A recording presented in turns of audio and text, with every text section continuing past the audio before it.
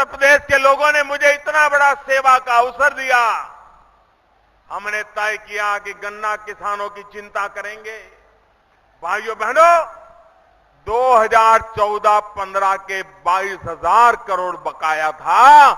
अब शायद मुश्किल से उंगली से गिन सके इतना बचा होगा। बाकी सारी बातें किसान के घर तक पहुंचा दी। मेरे पास चीनी वाले आए थे। वो कह रहे थे, साहब दाम कम हो गया है, चीनी का कारखाना चलाना मुश्किल हो गया है, हमें पैकेज दे दो। मैंने कहा, पैकेज लेने की आपकी आदत पुरानी है, लेकिन मोदी नया है।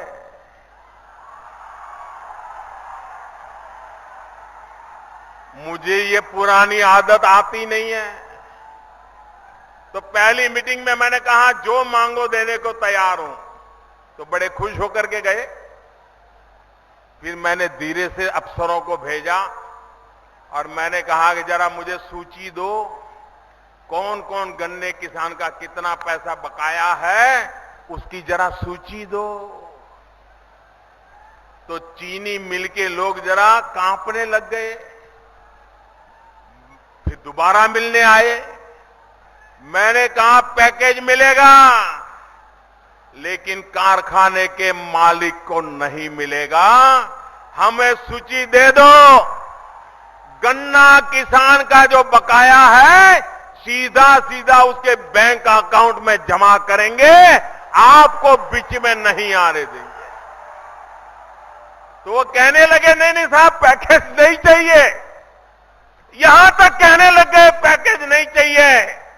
भाइयों बहनों, सरकार ने फैसला किया, गन्ना किसानों का बकाया है, उसका पैकेज चीनी मालिकों को नहीं दिया जाएगा, गन्ना किसानों के खाते में जमा होगा। और जिन जिन लोगों ने बैंक का खाता खुलवाया, उसका तुरंत फायदा उनको मिल गया, उनके खाते में सीधा पैसा जमा हो गया, कोई बिचौलिया बीच में नहीं आया। भाइयों बहनों, चीनी मिले चले, गन्ना किसान को उसकी मेहनत का पैसा मिले, इसके लिए हमारी भरपूर कोशिश है। लेकिन इसके लिए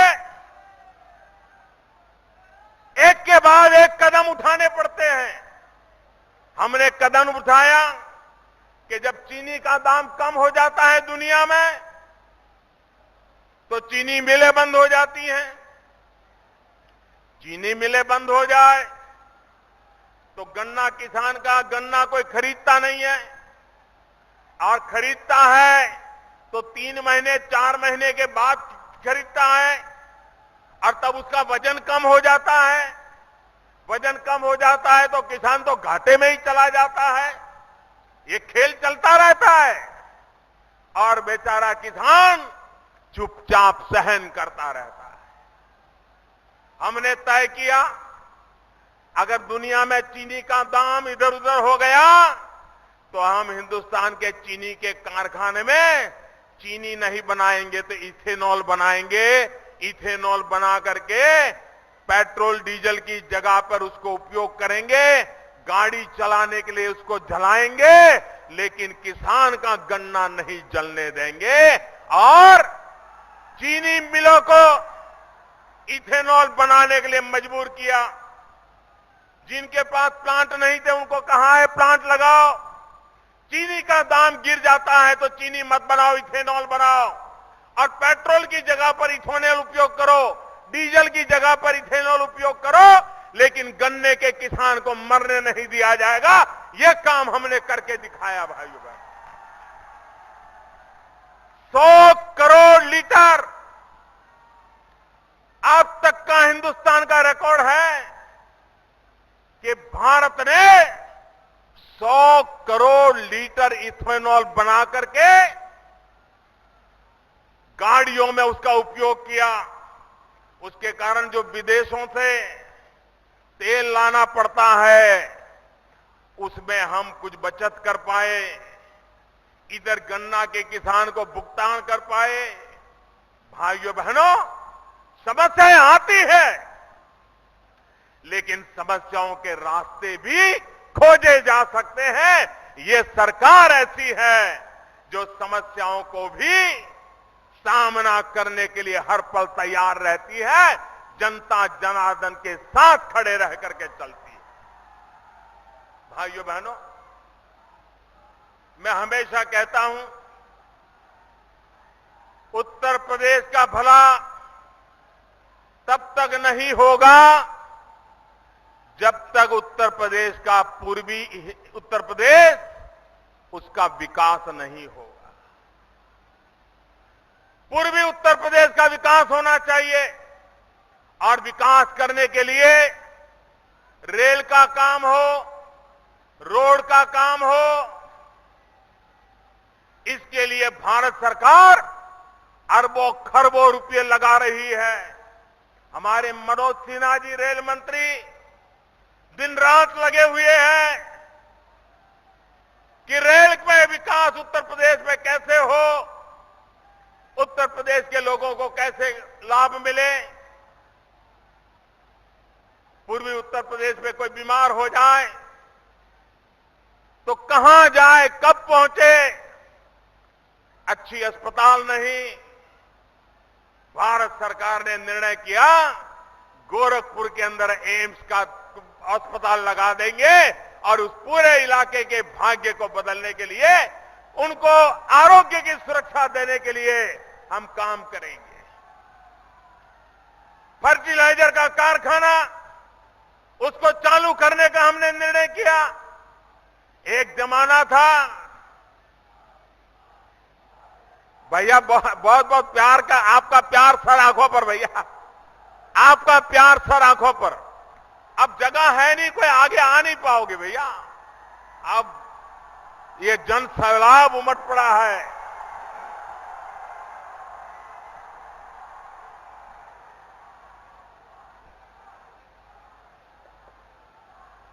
भाइयों बहनों, हमने देखा है हमारे किसान को जब यूरिया चाहिए, यूरिया, किसान को रात रात यूरिया लेने के लिए कतारों में खड़े रहना पड़ता था। हड्डियां पिघल जाए ऐसी ठंड में रात रात कतार में खड़े रहना पड़ता था, लेकिन देश में कभी किसी को इसकी पीड़ा नहीं होती थी। और जब यूरिया लेने जाता था, पुलिस आकर के लाठीचार्ज करती थी, किसान को यूरिया नहीं मिलता था। मेरे भाइयों बहनों, 1 साल हो गया, आपने देखा होगा कहीं पर यूरिया के लिए रात को कतार नहीं लगानी पड़ती, कहीं पर यूरिया के लिए पुलिस को लाठी नहीं चलानी पड़ती। ये कैसे हुआ?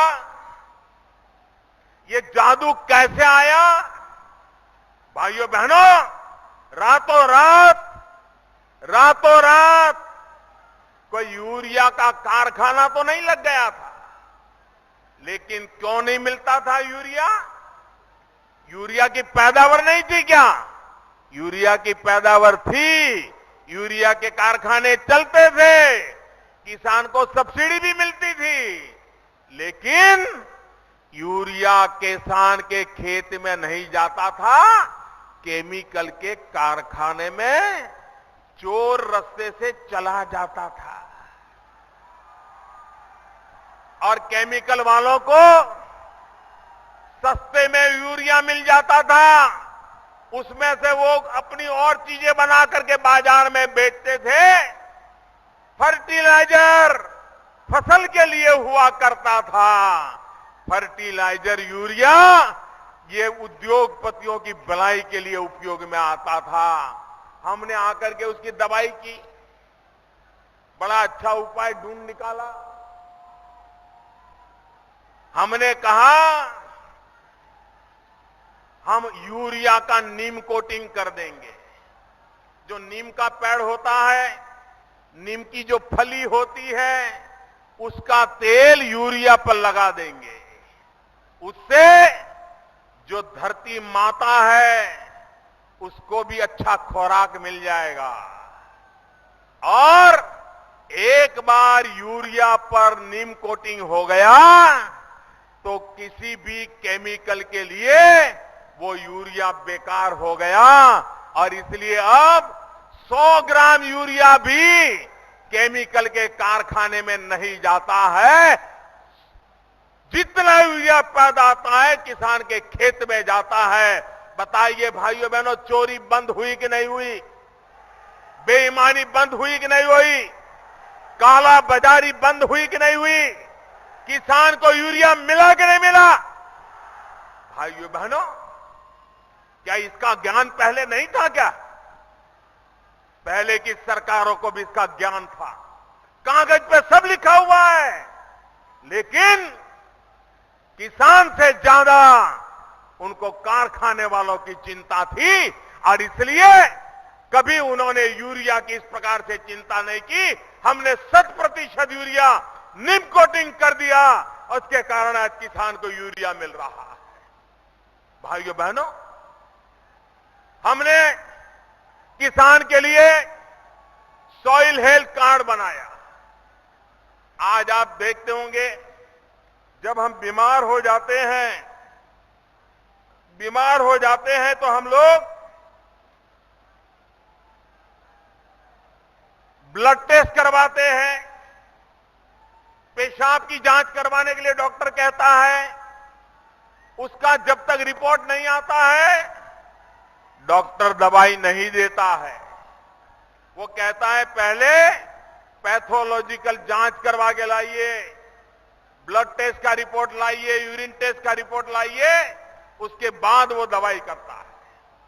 भाइयों बहनों, जैसा शरीर का स्वभाव है वैसा ही ये हमारी धरती माता का भी है।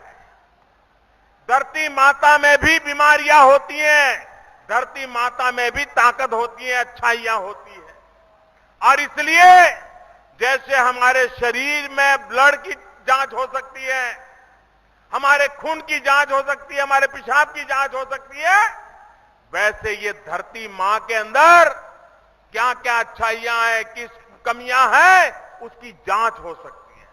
और इसलिए हमने ये धरती मां की जांच करने की लेबोरेटरी बनाना, अपनी जमीन, खेत की जमीन का टेस्टिंग करवाना, और फिर रिपोर्ट आती है कि आपके जमीन में ये दवाई डालनी चाहिए, ये नहीं डालनी चाहिए, ये खाद डालना चाहिए, ये खाद नहीं डालना चाहिए, ये फसल उगानी चाहिए, ये फसल नहीं उगानी चाहिए।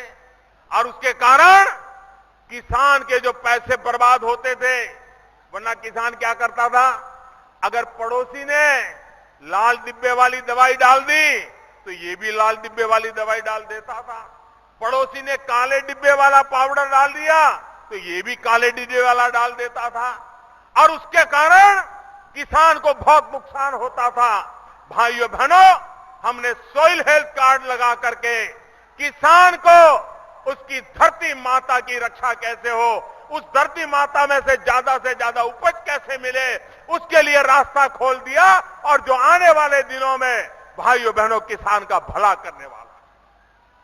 भाइयों बहनों, हमारा किसान कितनी ही मेहनत करे, लेकिन हमारा किसान कितनी ही मेहनत करे, लेकिन जब प्राकृतिक आपदा आ जाए तो उसकी सारी मेहनत मिट्टी में मिल जाती है, पानी में बह जाती है, किसान बर्बाद हो जाता है।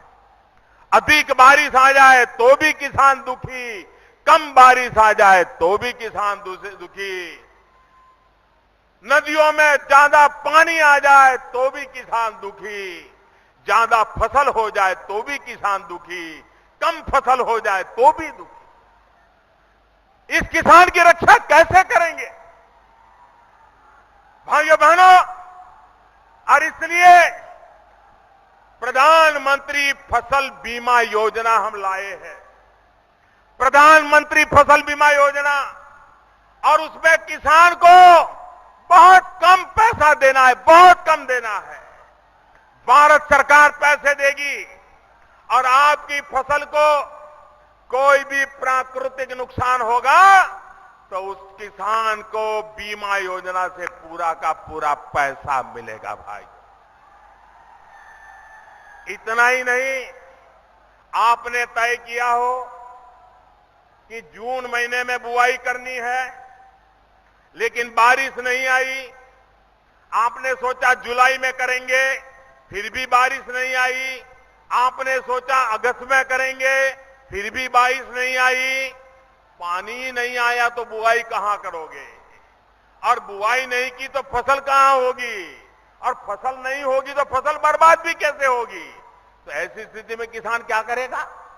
जिसकी बुआई नहीं हुई उसको तो फसल नहीं आनी, तो फसल बीमा लगना नहीं है। पहली बार इस देश में दिल्ली में ऐसी सरकार बैठी है, इसने ऐसा प्रधानमंत्री फसल बीमा योजना लाए हैं कि प्राकृतिक आपदा के कारण अगर बुआई नहीं हुई तो भी उसका हिसाब लगाकर उसको मिनिमम बीमा का पैसा दिया जाएगा।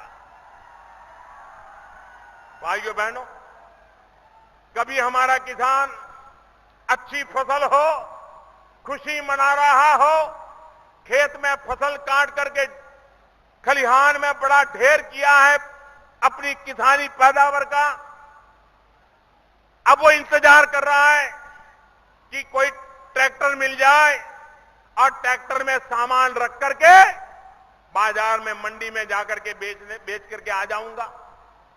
अब उसको ट्रैक्टर आने में देर हो गई, 2-4 दिन 5 दिन, ट्रक आने में देर हो गई, मंडी सामान पहुंचाने में मुश्किल हो गया और अचानक बारिश आ गई।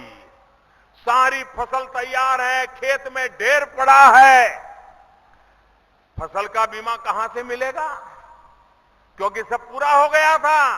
यह दिल्ली में ऐसी सरकार है जो किसानों की चिंता करने वाली सरकार है। हमने प्रधानमंत्री फसल बीमा में योजना बनाई कि फसल की कटाई के बाद जो फसल का ढेर है, अगर 15 दिन के भीतर भीतर कोई प्राकृतिक आपदा आ गई और किसान का नुकसान हो गया तो उसका बीमा भी मिलेगा। भाइयों बहनों,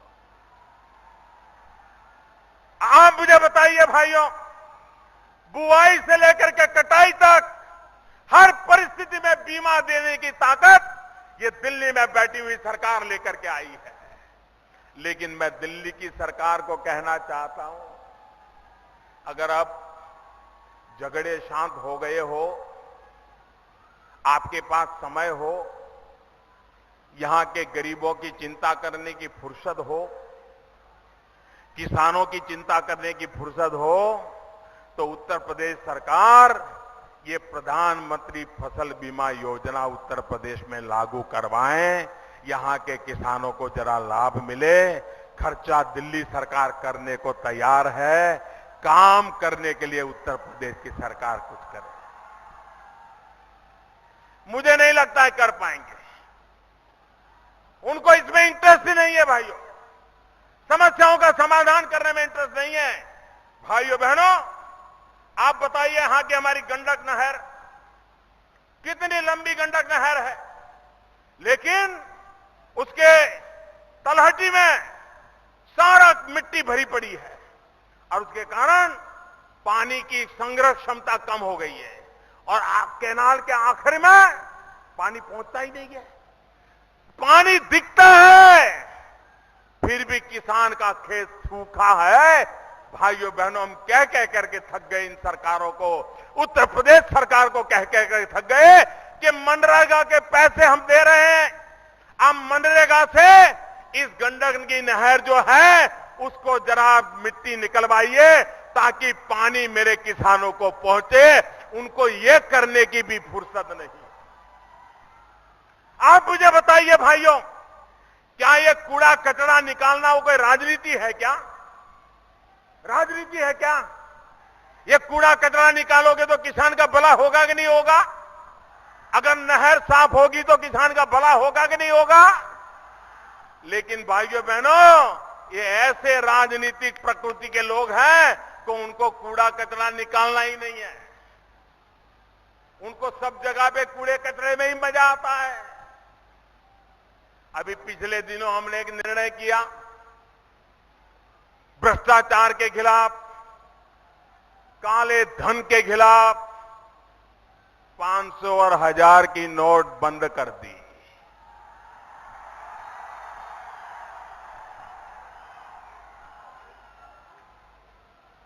आप मुझे बताइए मेरे भाइयों बहनों, ये भ्रष्टाचार ने देश को बर्बाद किया है कि नहीं किया है? ये काले धन ने बर्बादी लाई है कि नहीं लाई है? ये देश को भ्रष्टाचार से मुक्त कराना चाहिए कि नहीं कराना चाहिए?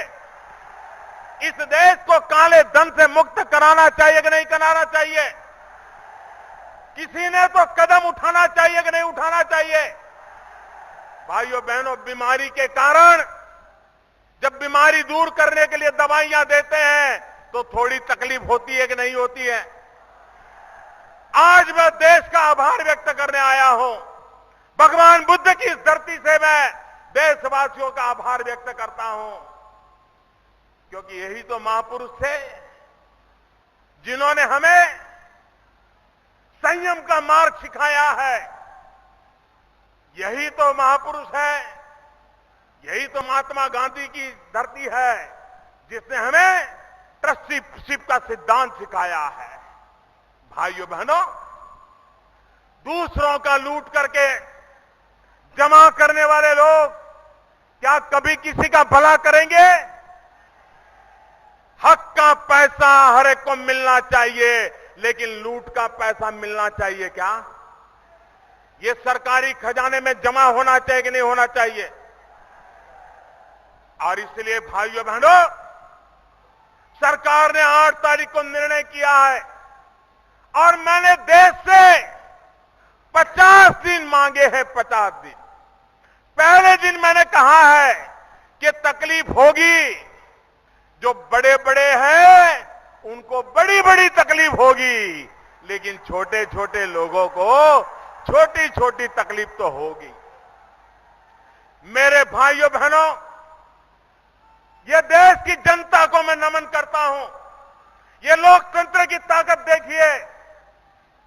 कल चीन के अखबारों ने लिखा है कि लोकतंत्र में कोई ऐसा फैसला लेने की हिम्मत नहीं कर सकता है। अरे उन्हें मालूम नहीं है भारत की जनता की रग रग में ऐसा लोकतंत्र है जो औरों की भलाई सोचता है, अपनी भलाई बाद में सोचता है, और इसलिए जनता जनार्दन के आशीर्वाद के कारण ऐसा कठोर फैसला करने का साहस होता है। मैं इस बात से सहमत हूं। मैंने पहले दिन से कहा है कि निर्णय सरल नहीं है, उसको लागू करना भी सरल नहीं है। 8 तारीख को ही मैंने कहा था कि 50 दान तकलीफ रहने वाली है। अभी तो मेरे प्यारे भाइयों बहनों 20 दिन हुआ है, अभी 30 दिन बाकी है।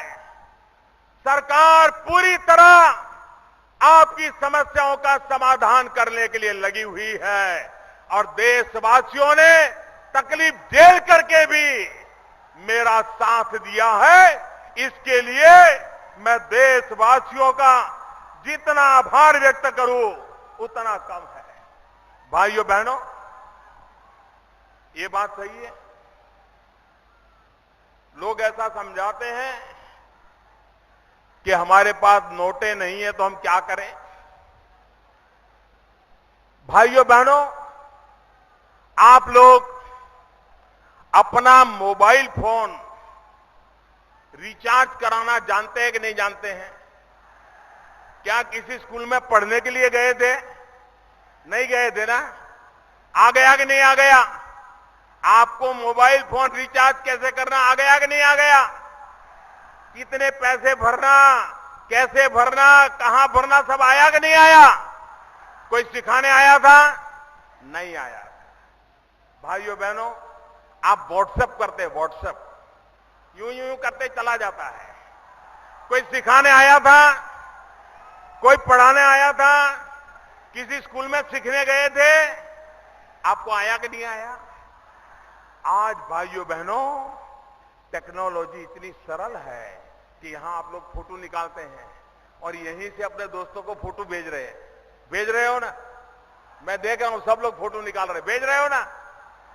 जितनी आसानी से आप अपने मोबाइल फोन से फोटो भेज सकते हो, व्हाट्सएप भेज सकते हो, अपने मोबाइल फोन का अकाउंट रिचार्ज करा सकते हो, उतनी ही आसानी से बैंक में अगर आपका खाता है, बैंक में अगर आपका पैसा है, तो आप मोबाइल फोन से जो भी खरीदना हो खरीद सकते हो, जो भी लेना हो ले सकते हो।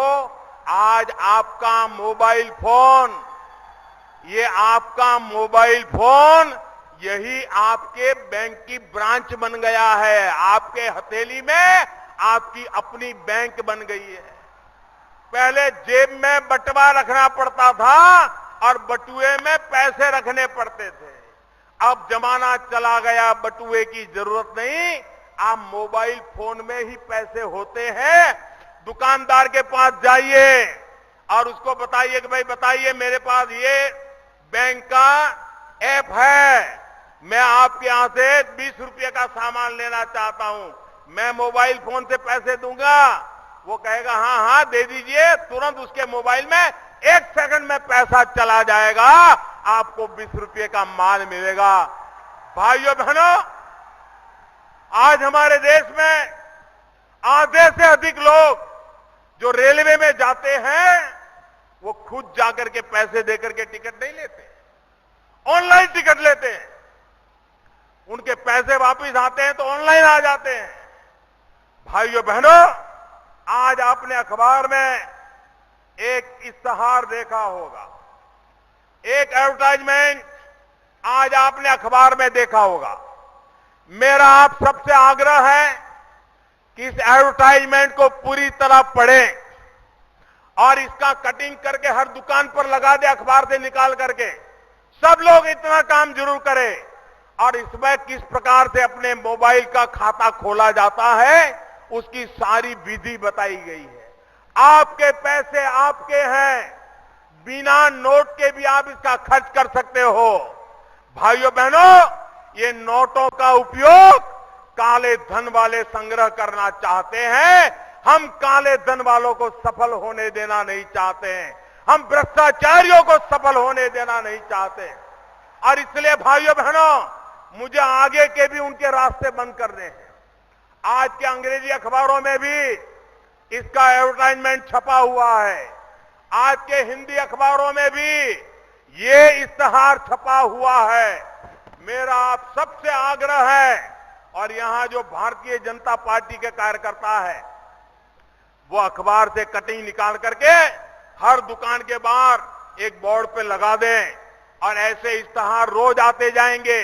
स्टेट बैंक ऑफ इंडिया की ऐप है, सरकार की ऐप है, आपको सिर्फ अपने मोबाइल फोन पर उस ऐप को डाउनलोड करना है, आपके गांव के मोहल्ले के व्यापारी को डाउनलोड करना है, सीधा आपका पैसा बैंक से चला जाएगा। जो सामान खरीद सकते हैं खरीद सकते हैं, 1 रुपये के बिना कोई काम अटकने वाला नहीं है। यह व्यवस्था मौजूद है भाई। और इसलिए मुझे आपसे मदद चाहिए। मेरी विशेष पढ़े लिखे नौजवानों से आग्रह है, सरकारी मुलाजिमों से आग्रह है कि आप भी अपने अड़ोस पड़ोस में जिसके पास भी मोबाइल फोन है उसको जरा सिखाइए कि किस प्रकार से मोबाइल फोन से कारोबार किया जा सकता है। आप देखिए, ये जो सारी चर्चाएं हैं आप खुद उसको 1 मिनट में बंद करवा सकते हैं। और देशवासियों ने सहयोग दिया है, हमारे पास रास्ते भी है, उस रास्तों पर चलेंगे। देश में कभी भ्रष्टाचार दोबारा आने की हिम्मत नहीं करेगा भाई। देश में दोबारा काला धन पैदा होने की जरूरत नहीं पड़ेगी। देश में नोटें छाप छाप करके ढेर करने की जरूरत नहीं पड़ेगी और नोटों के बंडल किसी को बिस्तर के नीचे छिपाने की नौबत नहीं आएगी। भाइयों बहनों, एक तरफ में भ्रष्टाचार का, भाइयों बहनों, एक तरफ सरकार, एक तरफ हम सब भ्रष्टाचार के सारे रास्ते बंद करने में लगे हैं, काले धन के सारे रास्ते बंद करने में लगे हैं और दूसरी तरफ भारत बंद करने में लगे हैं। आप मुझे बताइए, भ्रष्टाचार का रास्ता बंद होना चाहिए कि भारत बंद होना चाहिए? पूरी ताकत से बताइए, भ्रष्टाचार का रास्ता बंद होना चाहिए कि भारत बंद होना चाहिए? भ्रष्टाचार का रास्ता बंद होना चाहिए कि भारत बंद होना चाहिए? काला धन का रास्ता बंद होना चाहिए कि भारत बंद होना चाहिए? काले धन का रास्ता बंद होना चाहिए कि भारत बंद होना चाहिए?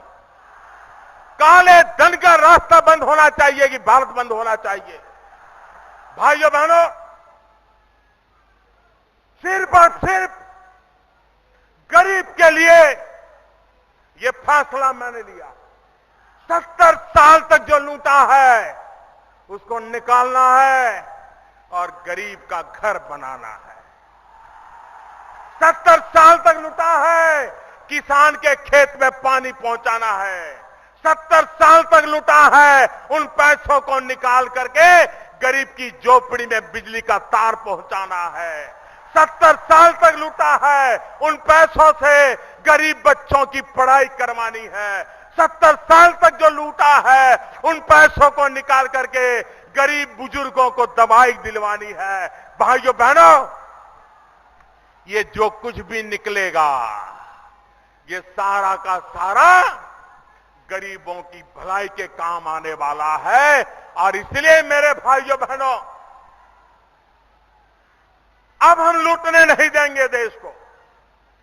और मुझे विश्वास है भाइयों, जिस देश में 125 करोड़ देशवासियों के आशीर्वाद हो, वहां पर काला धन का खात्मा संभव है, भ्रष्टाचार का खात्मा संभव है। भाइयों बहनों, देश अच्छे दिशा में जाने के लिए तैयार बैठा है और मुझे विश्वास है कि देश इस महायज्ञ में, ईमानदारी के महायज्ञ में देशवासियों को कष्ट झेल करके भी आहुति देते मैं देख रहा हूं। और इसलिए भाइयों बहनों, आने वाले दिनों में देश इस बात को स्वीकार करेगा कि फैसला कठोर था लेकिन भविष्य उज्जवल है। और इसलिए मेरे भाइयों बहनों, मैं आपसे अनुरोध करने आया हूं कि आप गांव के हर दुकानदार को इन अखबार के माध्यम से कैसे मोबाइल पर उनकी बिजनेस लगाया जा सकता है सिखाइए। आप स्वयं कम से कम 10 परिवार, 15 परिवार उनको सिखाइए।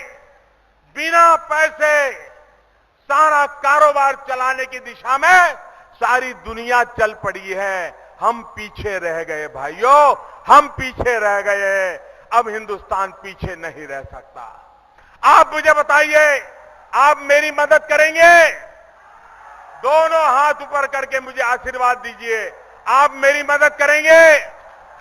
आपके आशीर्वाद रहेंगे? ये परिवर्तन आके रहेगा, भ्रष्टाचार जाके रहेगा, काला धन जाएगा। भाइयों बहनों, आपका भविष्य बन जाएगा। आपके आशीर्वाद के लिए मैं आपका बहुत बहुत आभारी हूं। धन्यवाद।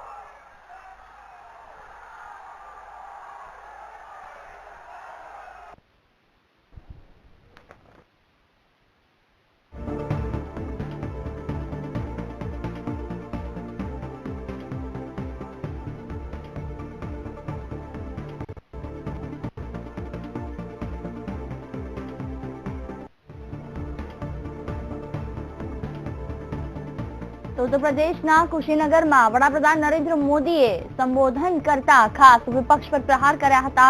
તેમણે નોટબંધીને લઈને પણ ખાસ વાતચીત કરી. આ ઉપરાંત આજના આ તેમના સંબોધનમાં મુખ્ય મુદ્દો એ રહ્યો કે કેવી રીતે સામાન્ય માનવી મોબાઈલમાં એક એપના માધ્યમથી પોતાની જરૂરિયાતોની ચીજોને કેશલેસ ખરીદી શકે છે. વડાપ્રધાન નરેન્દ્ર મોદીએ ખાસ નોટબંધીને લઈને વિપક્ષ દ્વારા જે દરરોજ પ્રહારો કરવામાં આવી રહ્યા છે તેને લઈને પણ વાતચીત કરી કે જે મોટા છે તેમને મોટી મોટી તકલીફો પડે છે, જે સામાન્ય માણસ છે તેને કોઈ તકલીફ નહીં પડે.